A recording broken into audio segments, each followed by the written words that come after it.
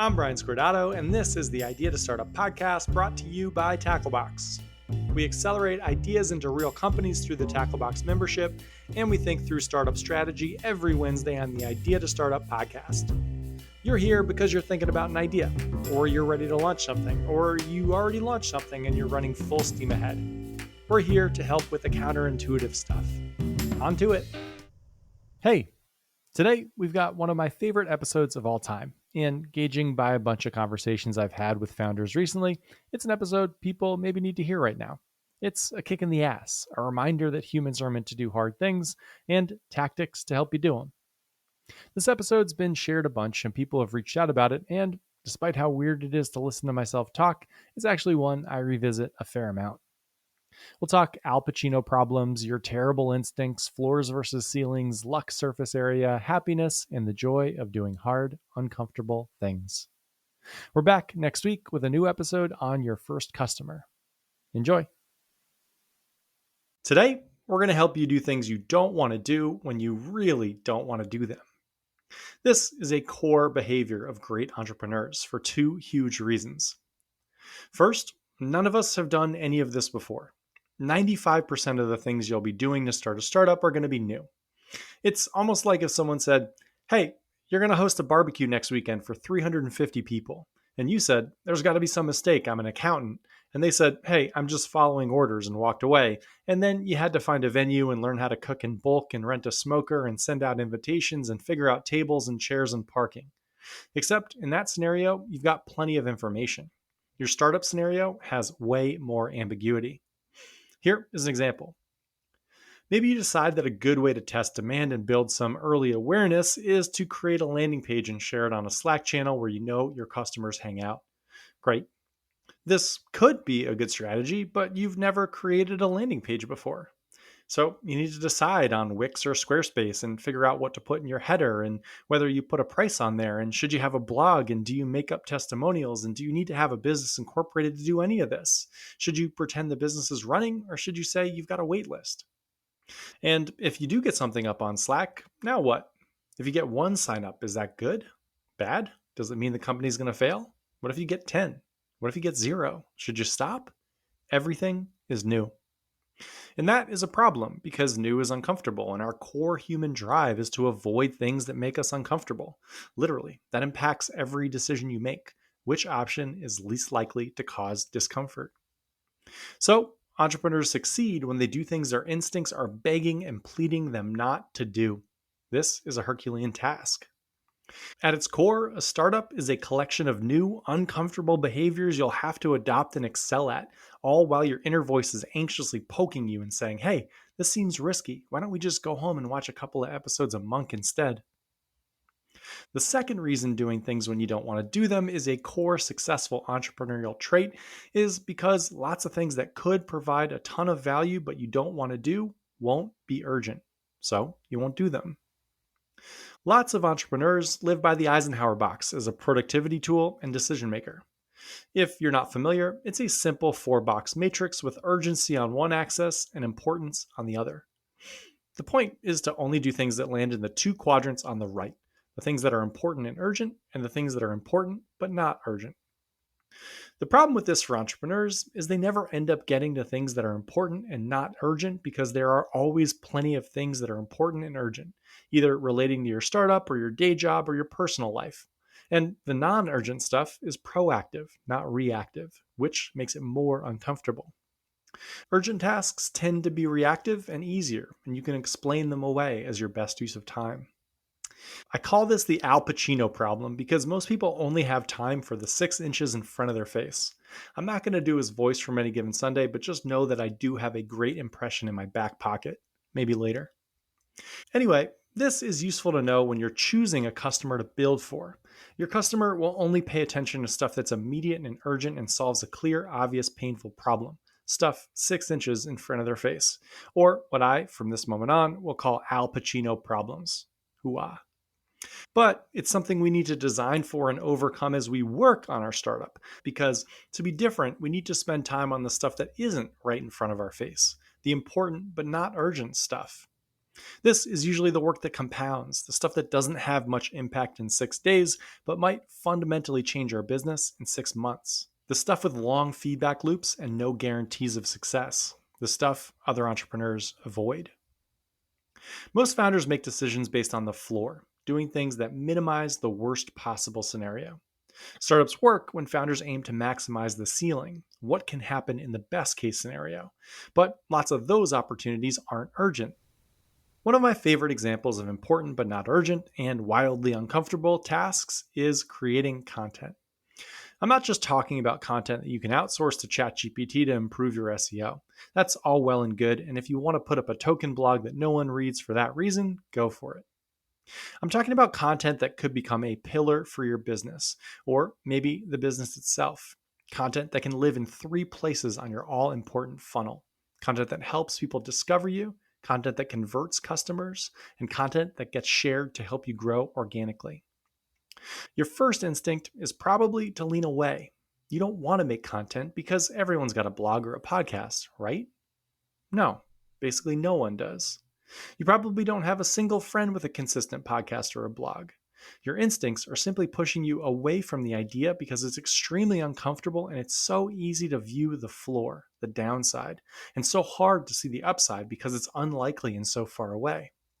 For the downside, you've probably never done it before, so you don't know what it takes. It's a tangible thing people can judge you on, and they might say it's terrible. It might even actually be so bad that people make fun of you, and it'll take a long time for you to get any traction. And who are you, anyway?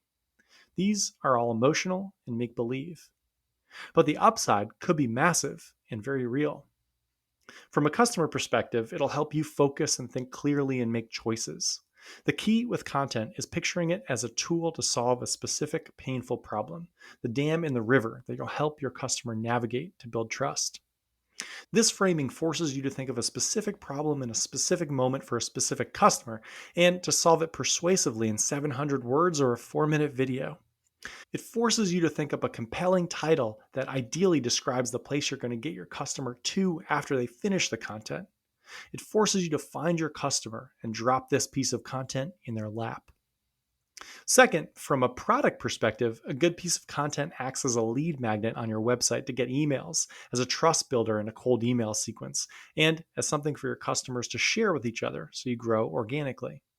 You might even get an industry publication to post it. This is a durable piece of work that can be used 1,000 times. And finally, from a business perspective, maybe the content becomes part of it. Maybe people pay for it. Maybe your voice resonates. In 2019, I certainly never thought a podcast would be the center of my business. You can sub content for all sorts of things that'll increase your luck surface area for your business, things that compound but are never urgent and are rarely top of mind. Today is about carving out space for them, to look past the 6 inches in front of your face, to do the things other entrepreneurs don't, so you end up where most of them never get. We'll dig in on a system to do this. First, the Costanza Swap, how to decide what to work on. Second, the 3 levers of resilience, your weekly execution plan. And third, building for failure, what to do when the system breaks. After, a little smooth jazz. Hooah. This episode of Idea to Startup is brought to you by Build, BYLDD. Build is a development agency that we trust. A number of our non-technical founders have used them to build successful, revenue-generating products. Other businesses they've helped build have generated hundreds of thousands of dollars in revenue, gotten into accelerator programs like Y Combinator, and raised millions from VCs. Build is uniquely positioned to help non-technical founders get their first product out. Usually, this is a disaster for all the reasons you already know. Finding a CTO is hard and unlikely. Hiring a dev shop is a black box, and unless you're spending $200K or more, it's unlikely your project will be a priority. Or you can work with Build. For $10K and roughly a month's work, they'll get the first version of your product up and out.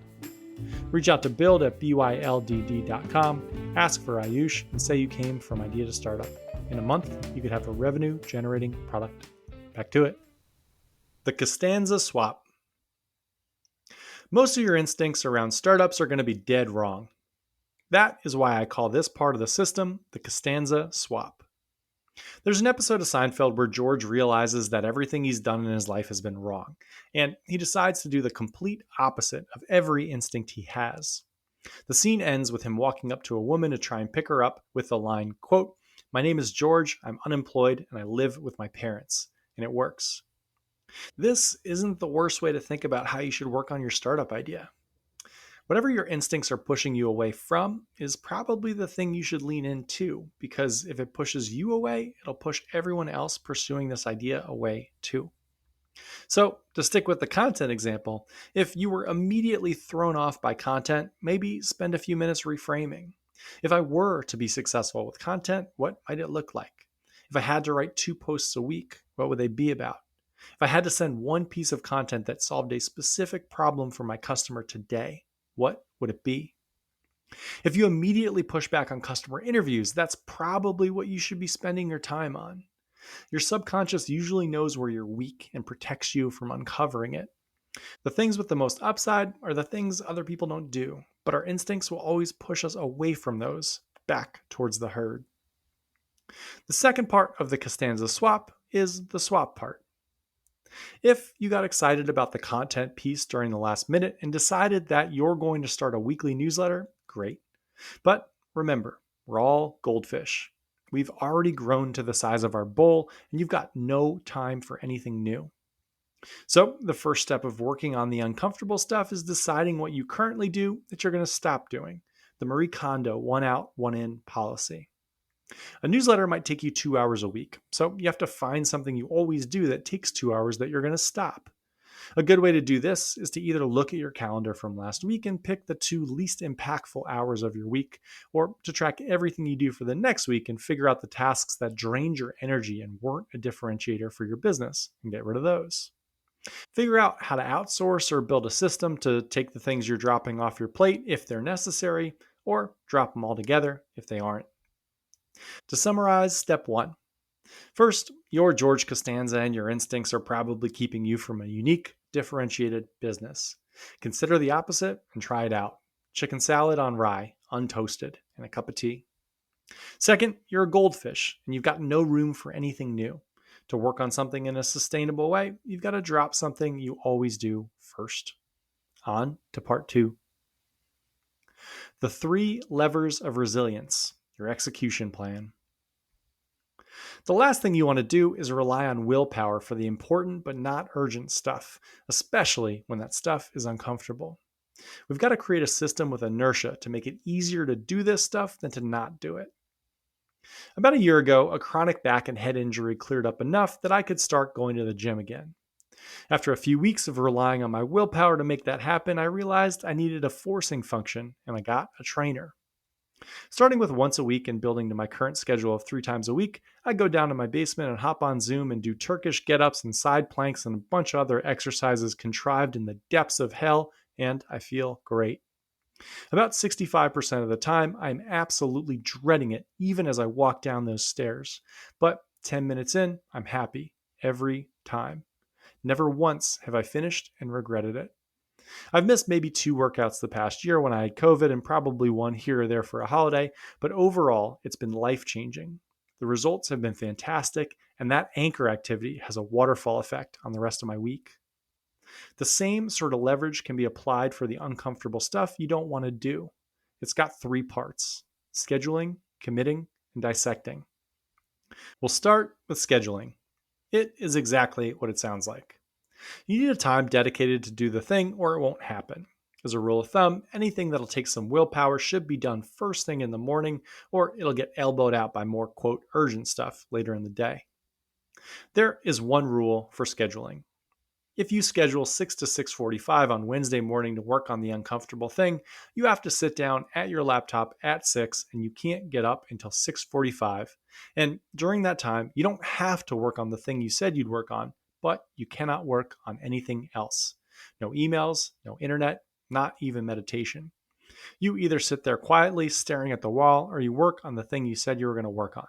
That is it, and it works. Second is committing. You need consequences for missing your scheduled time. For my workouts, I've got to pay, and my trainer gets pissed off if I miss because he's in Hawaii and he has to wake up early for our meetings. I'll be out some cash and I'll feel like a jerk. So, missing just isn't an option. There is one rule for committing as well: the consequences need to hurt. Either it has to be public or embarrassing or expensive or all of the three. Missing has to be more costly in some way than attending. This is crucial. The inertia needs to be naturally pulling you towards the thing rather than away. There are all sorts of options here. There's a tool called Worksitter that lets you pay someone to sit on Zoom with you while you work. Pulling together a group of 3 people working on startup ideas and picking out times to meet virtually or in person to work, and then saying that if someone doesn't show, they owe the other 2 people $25 each. Hiring someone to edit your podcast each week requires you to get them a podcast each week. Whatever it is, it needs to be worse to skip and require no willpower. Third is dissecting. The goal here is to carry on the inertia created by sitting down to work. When I hop on Zoom with my trainer, he tells me exactly what to do. I don't have to think. I just do those horrific Turkish get-ups while he yells at me to make sure my glutes are firing. If I hopped on Zoom and he said, "So, what do you want to do today?" it'd be a disaster. The work you're doing is new, which is why it's uncomfortable. The way to make something more comfortable is to be specific about what you have to get done and remove the mystery of where do I start. For example, when I schedule my time to plan the podcast, I break it up. For the first hour, Thursdays from 7 to 8 a.m., my goal is to come up with 10 potential ideas for an episode and then to send those ideas to a few of our most engaged listeners to see what they think. That is it. I'm not writing the full pod or even deciding on the idea. So for the days leading up to that session, I'm pushing possible ideas as they come to make it even easier on myself. In my next session, which is Monday from 7 to 8 a.m., I have to pick the idea I'll pursue for the week and identify the big question I want to answer, the hurdle for the customer that we're going to navigate. I then break that up into a 3-part framework, with each part of the framework having an example. Suddenly, I've got the skeleton of a podcast, and the rest is just filling in the blanks and editing, something way less intimidating to me than a blank piece of paper. The goal for all of this is to get rid of that blank piece of paper, to build frameworks you can fill in, to rush to the editing stage of whatever you're doing. Like the other 2 pillars, there's one rule for dissecting: it has to be fun. You need to focus on the part that you enjoy, the thing that gives you energy. This might sound odd, but it works. Coming up with 10 ideas is daunting until I reframe the whole thing as an investigation, and I am Sherlock Holmes, thinking through all the startups I'm working with and the dams and their rivers, the things holding them up. When it becomes an investigation, I reach out to my founders often to get their side of the story so I can tell it. Maybe I ask them questions or ask to hop on a Zoom quickly because that is what Sherlock Holmes might do, and for whatever reason, that is fun for me. Even thinking about what would make it fun makes the whole thing more approachable. The whole point of a startup in the first place is to do something with your time that you're going to enjoy more than whatever it is you're doing now. So make sure you're focused on that. To summarize step 2, you need to create the conditions to make the uncomfortable, longer feedback loop things easier to do than not to do. This has 3 parts: scheduling, committing, and dissecting. Scheduling requires you to be there to work, committing penalizes you if you don't, and dissecting makes it easy to get momentum during that working session. And Turkish get-ups get your glutes to fire so your butt will pop in a pair of jeans this winter. Or so I'm told. The system works until it doesn't. And that is the last and most important part of all of this. The failure case. My dad took me fly fishing for the first time when I was 14. The goal was to have a father-son bonding trip. Neither of us had gone fly fishing before, but 8 hours on a boat together cruising down a river seemed pretty foolproof. On our first day, our guide gave us a crash course on land before we hopped into the boat. The goal, he said, was to cast your line as close as possible to the shore. That is where the fish were, under overhanging branches.